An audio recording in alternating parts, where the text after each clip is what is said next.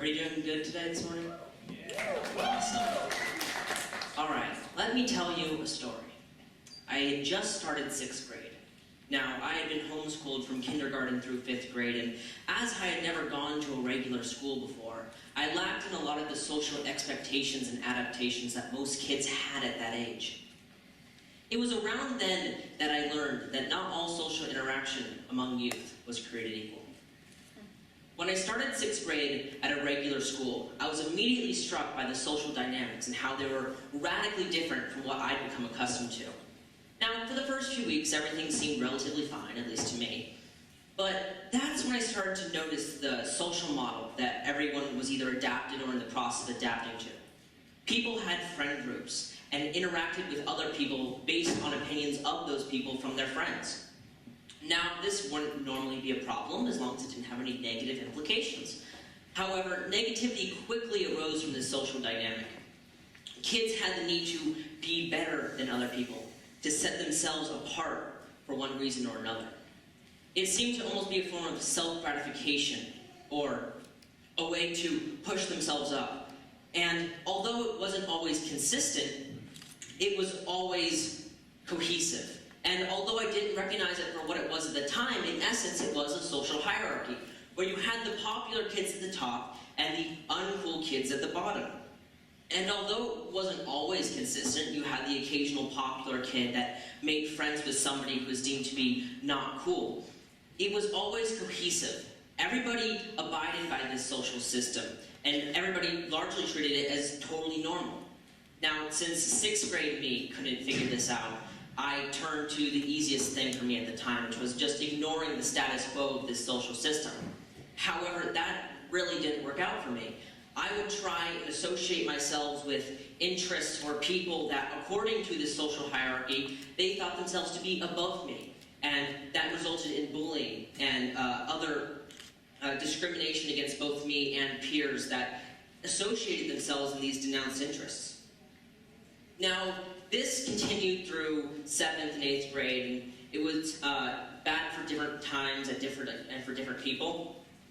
But although it's not as necessarily apparent in high school, it's still there, but it's either dubbed down due to the fact that we've already adapted, or we're familiar with everybody from previous years, and these social parameters have been established. Now, although it isn't as apparent in high school, similar forms of discrimination are apparent, such as bullying. And although that wasn't apparent for me in high school, that was something that really came out strongly as a result of this social system. Now, nobody really talks about this bigger idea of social hierarchies or how they play to how people talk to each other. That could be for a few reasons. One, it's not exactly apparent that a lot of people know about this, or even if they do, they feel that it's too vague a subject to be talking about. And that's true. We're talking about quite a complex subject with no one source. It's more of an amalgamation of the media, negative people in your life, all playing into how you interact in your school environment. Now, we live in a culture of cliques, where people interact with other people based on opinions and stories and general relativity of who's cool and who's not, of the world of cool and uncool, of haves and have-nots, all dictated by the people on the top of this social pyramid.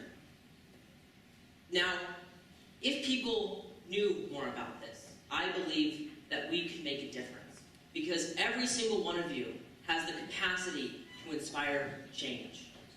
Now, I want to challenge every single student in this room that when you go back to school, try to be less judgmental of your peers. Be more sincere to who you are. And if you're feeling really, really, really ambitious, try to be less sarcastic.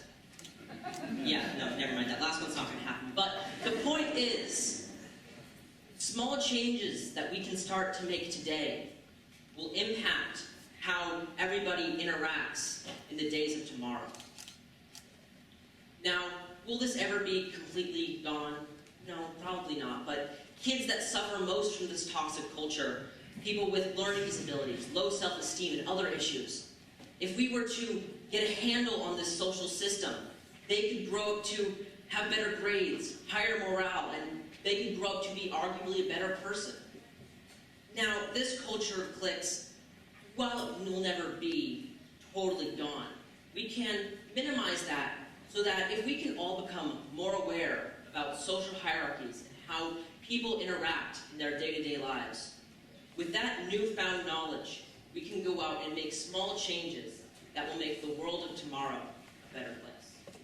Thank you.